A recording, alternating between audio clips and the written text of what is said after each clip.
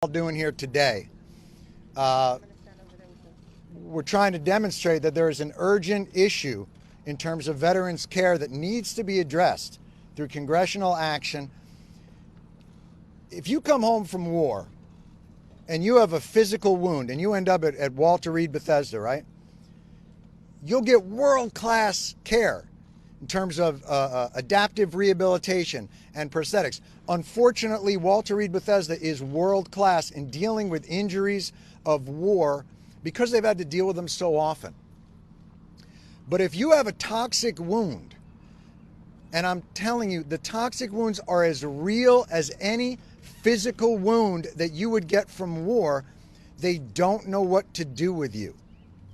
And you spend your time when you come back home basically as a defendant in a trial for your own health care and your health.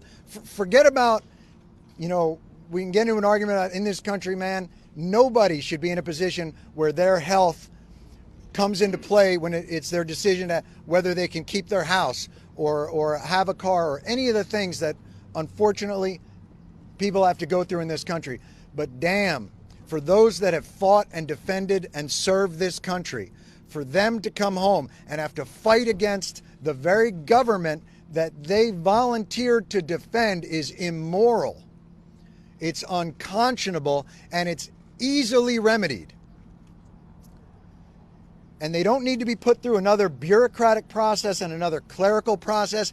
They don't need another study to determine whether or not it might not be that healthy to burn everything in sight 24 hours a day, 7 days a week next to where you're sleeping. We know it because you're not allowed to do it in the United States of America. And if you go on the EPA's website, they'll tell you explicitly some of the diseases that are correlated to those exposures. But if you serve overseas and you come home, or you serve in general and you've been exposed to toxic waste or any of those things, it's a battle. Man, we've still got Vietnam War veterans fighting to get diseases covered for Agent Orange. This has to stop. They don't need a concession of exposure. They don't need a presumptive process to exposure. They need presumption. Presumption of exposure to toxicity, and they need the health care and benefits associated with that. Thank you so much, and we have a lot of people to get to. So first, I'm going to bring up Gina Cancelino. She's the widow of Joseph Cancelino. We spoke earlier. Just an incredibly brave and strong woman that I'm honored to speak beside. Gina, thank you so much for being here.